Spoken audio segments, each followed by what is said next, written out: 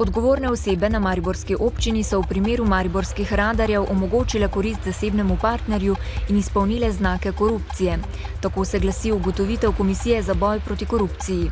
Ugotovili so, da so odgovorne osebe Mestne občine Maribor v primeru javno-zasebnega partnerstva med občino in Iskrosistemi kršile zakon o javnem naročanju in zakon o javno-zasebnem partnerstvu. Komisija mariborski občini očita pogodbeno obveznost plačevanja zasebnemu partnerju.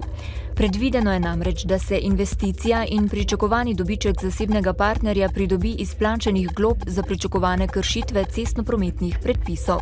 V tem trenutku poteze vleče še naprej država, torej javno pravobranilstvo bo sprožilo ugotavljanje ničnosti pogodbe, mi bomo pa seveda pri tem maksimalno sodelovali.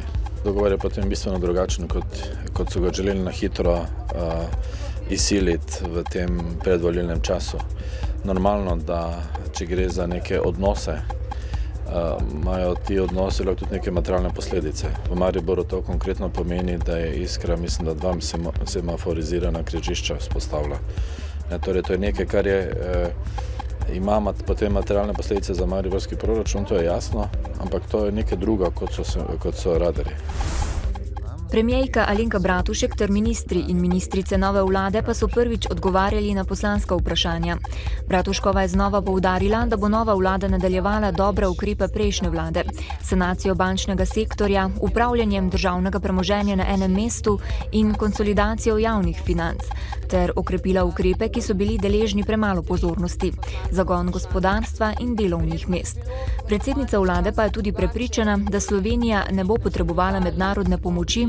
Opozorila je, da se je treba zavedati, da imajo naše besede določeno težo, predvsem v tujini, in vplivajo na finančne trge. Primerjava Slovenije s Ciprom po njenih besedah ni potrebna in ni primerna. Vloge v naših bankah so absolutno varne. Svet Desusa razpravlja o predlogu izvršnega odbora stranke, naj z mesta predsednice sveta razreši Meto Vesel Valentinčič. Ta dopušča možnost, da bo zaradi pritiskov na člane sveta morala oditi. Karl Erjavec, ki v nasprotnem primeru grozi z odhodom iz stranke, pa to pričakuje. Policijski sindikat Slovenije zbira pooblastila policistov za skupinsko tožbo zoper delodajalca, v kateri bodo terjali izplačilo vseh preseženih ur za obdobje zadnjih 5 let. Po podatkih predsednika sindikata Radivoja Uroševiča se je teh na slehernega zaposlenega v povprečju nabralo več kot 20. Mednarodni gledališki inštitut je današnji dan določil za Svetovni dan gledališča. Praznovanju se v okviru Združenja dramskih umetnikov Slovenije pridružujejo tudi slovenski gledališčniki. Ti bodo danes pred predstavami prebrali mednarodno poslanico italijanskega gledališčnika Darija Foja in slovensko izpod peresa igralke in književnice Saše Pavček. Jutri bo sprva precej jasno, ponekod po nižinah bo zjutraj megla ali nizka oblačnost. Čez dan se bo od zahoda počasi pooblačilo. Zvečer bo v zahodni Sloveniji začelo deževati. Na severovzhodu države bo čez dan zapihal južni veter. Najnižje jutranje temperature bodo od -4 do -9, najvišje dnevne od 4 do 9 stopinj Celzija. V noči na petek bodo padavine zajele vso državo. V severozahodni Sloveniji bo snežilo. V petek čez dan bodo padavine po večini ponehale, še vedno pa bo pretežno oblačno.